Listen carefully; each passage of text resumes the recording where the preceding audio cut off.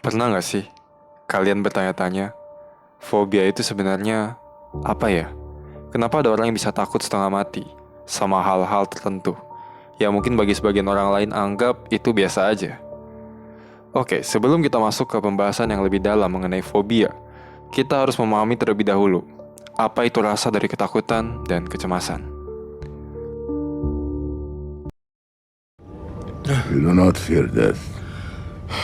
You think this makes you strong. It makes you weak. Why? How can you move faster than possible? Fight longer than possible? Without the most powerful impulse of the spirit. The fear of death. Banyak orang menganggap ketakutan sebagai tanda dari kelemahan. Tapi kenyataannya, apakah benar? Takut adalah insting bertahan hidup. Insting yang telah menyelamatkan manusia sejak pada zaman purba. Tanpa rasa takut, kita tidak akan pernah bisa menghindari bahaya, bukan? Contohnya, lihatlah adegan epik di film The Dark Knight Rises ini. Setelah berkali-kali gagal, bukanlah keberanian, tapi rasa takut akan kematianlah yang akhirnya membuat Bruce Wayne berhasil keluar dari lubang penjara raksasa itu.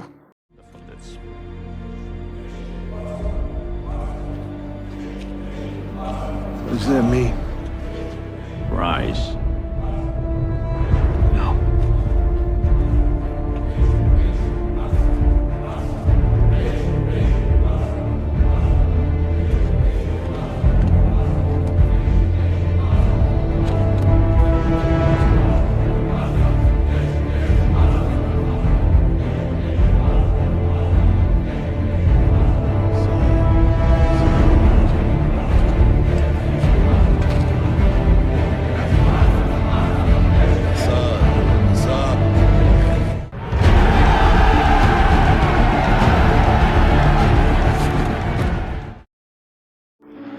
Atau coba bayangkan, seorang maling yang sedang dikejar anjing bisa melompati pagar setinggi 2 meter.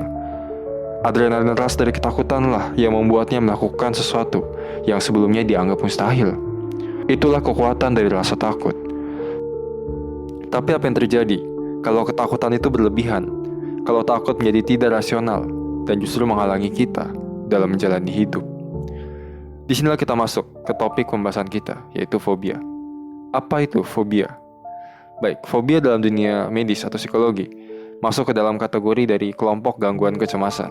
Seperti yang dijelaskan dalam 2 pedoman panduan diagnostik utama ini, yaitu dari PPDGJ atau Pedoman Penggolongan dan Diagnosa Gangguan Jiwa yang digunakan di Indonesia, ataupun juga dari DSM-5, Diagnostic and Statistical Manual of Mental Disorder 5th edition, yang digunakan secara internasional. Jadi intinya, fobia didefinisikan sebagai ketakutan ekstrim, tidak beralasan, terhadap suatu benda atau situasi tertentu. Ini bukan sekedar takut biasa. Fobia itu mengganggu aktivitas sosial, pekerjaan, bahkan kehidupan sehari-hari karena ketakutan ekstrim tersebut.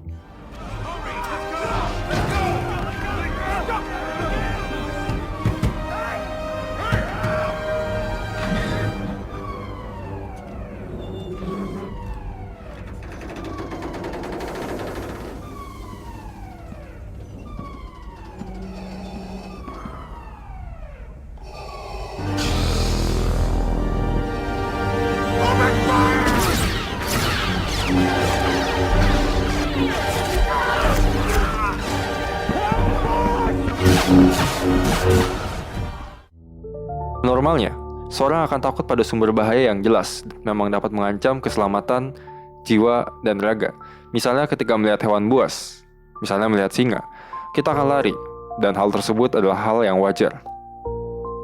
Tapi bagaimana kalau kita takut pada hal yang sebenarnya tidak membahayakan? Misalnya, pada orang dengan fobia sosial, orang ini sangat takut berbicara di depan umum. Mungkin mereka dapat mematung, sampai berkeringat, bahkan mual dan muntah. Orang dengan fobia sosial akan kesulitan untuk berbicara dengan orang yang baru mereka ketahui. Tentunya orang dengan fobia sosial akan sangat kewalahan ketika guru atau atasan mereka nantinya meminta mereka membawakan presentasi di depan banyak orang.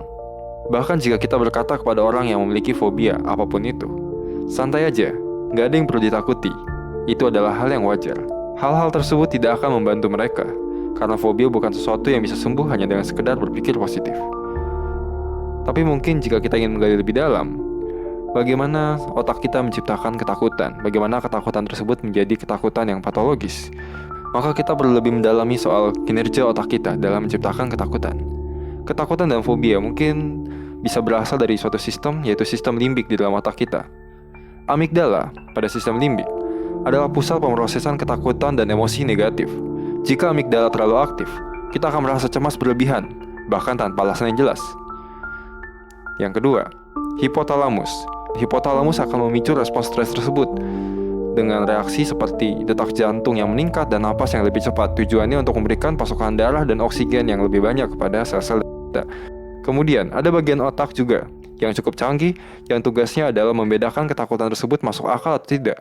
Bagian otak ini adalah lobus prefrontal, bagian otak yang hanya ada pada manusia, namun tidak ada pada mamalia lain. Jika lobus prefrontal kurang aktif, seseorang akan lebih sulit menenangkan diri dari ketakutan yang irasional tersebut.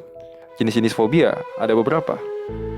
Ada fobia umum, ada juga fobia emosional. Berikut ini adalah beberapa jenis fobia yang sering banyak diketahui. Talasophobia, takut terhadap laut yang dalam. Acrophobia, takut terhadap ketinggian. Nyctophobia, takut terhadap kegelapan atau malam hari. Claustrophobia, takut terhadap ruang sempit atau tertutup. Monophobia, takut sendirian atau ditinggalkan. Fobia-fobia ini sangat mengganggu kehidupan sehari-hari tentunya.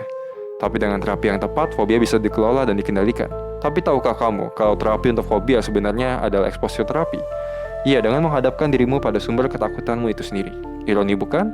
Tapi hal ini tentunya tidak akan mudah. Kamu bisa mengunjungi psikiater atau psikolog jika kamu memiliki fobia yang ingin kamu selesaikan. Jadi apa pendapatmu mengenai fobia? Apakah kamu memiliki fobia? Dan kalau iya, bagaimana cara kamu menghadapinya? Tulis di kolom komentar dan jangan lupa subscribe, like, dan share kalau kamu merasa video ini bermanfaat. Sampai jumpa di video berikutnya. Dadah.